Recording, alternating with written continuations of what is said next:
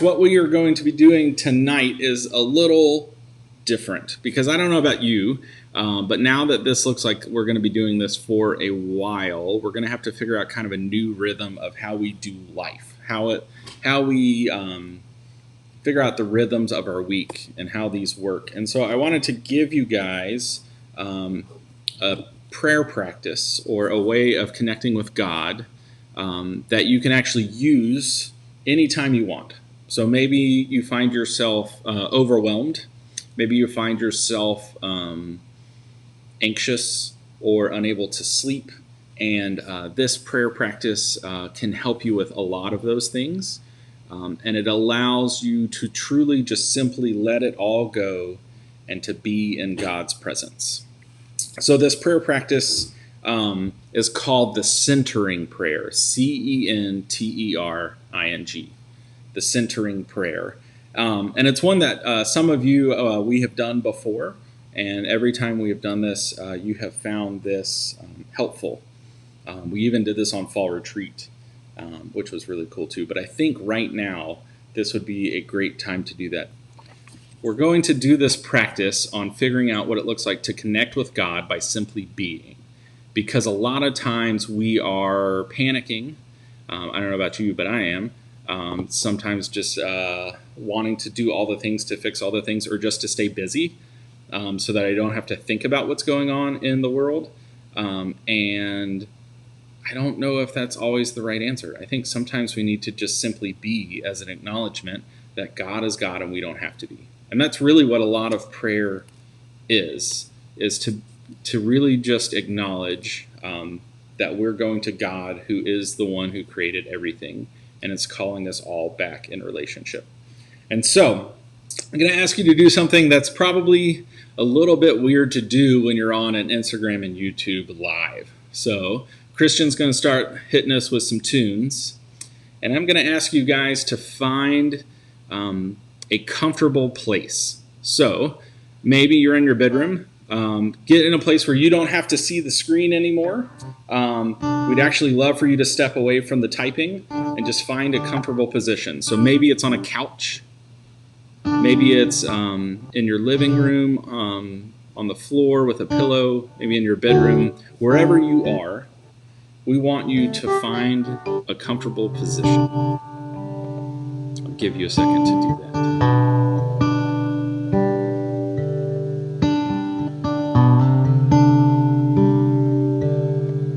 Okay, so as you're finding this comfortable position, part of this is to allow our body to simply be. So you need to be comfortable for this to happen. And the second part of it is we need to let our mind slow down. And so one of the ways to do this in the centering prayer is to think of your favorite name for God. So whatever your favorite name for God is, so maybe it's love, maybe it's light, maybe it's Jesus, maybe shepherd, hope, anything, any name for God that brings you comfort and peace. Maybe it's just those two words. So everyone has found a comfortable position. Everyone has a name for God in their mind, yes? You don't have to reply. Remember, you're supposed to be away from the keyboard. So what I'm going to do is explain the centering prayer, and then we're going to actually practice that for a few minutes. So here's how it works. You're going to just take a deep breath in and out, and in and out. And you're slowly going to start saying your name for God over and over in your head.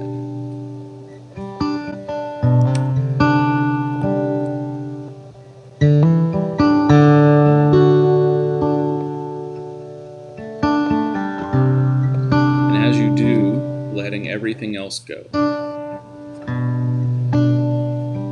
All of the worries, all the anxieties, all the I can'ts, or I can't controls, letting it all go and just simply thinking and being with God. And as we do this, say that name slower and slower until you can actually let go of the name itself and simply be with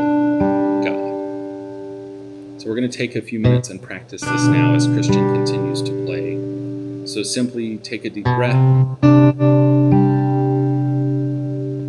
and be in God's presence.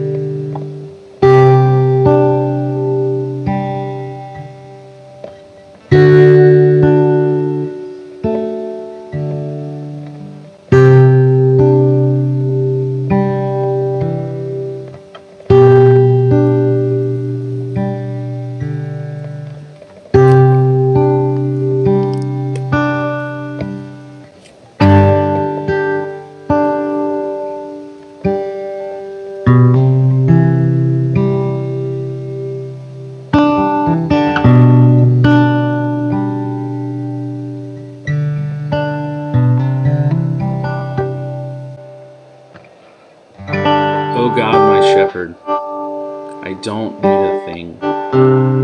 You have laid me down in lush meadows. You find me quiet pools to drink from.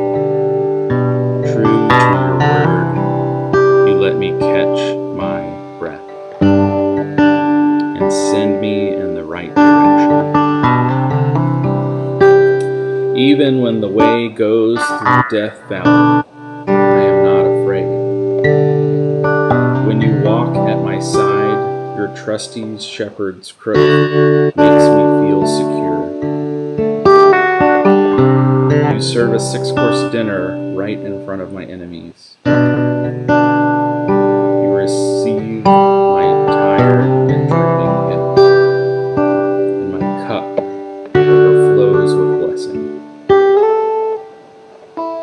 Your beauty and love chase after me every day of my life. I am back home in the house of God for the rest of my life.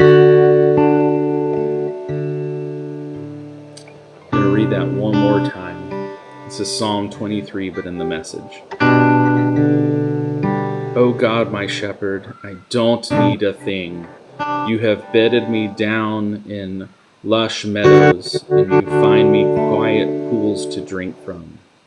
True to your word, you let me catch my breath, and you send me in the right direction. Even when the way goes through Death Valley, I'm not afraid when you walk at my side. Your trusty shepherd's crook makes me feel secure. You serve me a 6-course dinner right in front of my enemies. You receive my tired and drooping head, and my cup overflows with blessing. Your beauty and love chase after me every day of my life, and I'm back home in the house of God for the rest of my life.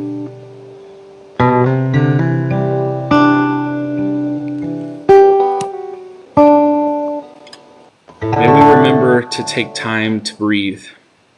It seems like we have a lot of time nowadays, but I don't know about you, but I'm not doing a lot of just breathing and just being. And I think there's something to remembering to stop and remembering that God is God and we don't have to be, that changes things, that recenters us, that brings us life and wholeness and restoration.